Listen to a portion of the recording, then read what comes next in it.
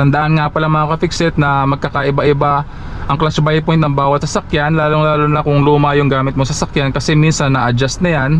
So minsan yung buy point dumarating yan sa ano pa lang, sa pag-angat mo pa lang ng kaunti ng iyong clutch pedal, mararamdaman mo na yung bite point. Minsan naman sa gitna, itong sasakyan na to nasa gitna yung bite point nito, properly adjusted ito.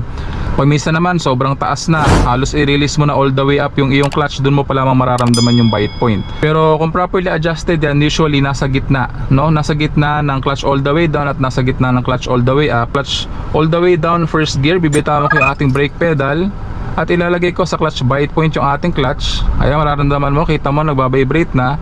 At unti-unti nang umaarangkada yung ating sasakyan. Ayan. At bibitawan ko na yan, clutch all the way up, kapag ang takbo ng ating sasakyan ay nasa 8 to 10 kilometers per hour na, dahil hindi na tayo mamamatay ng makina at this point.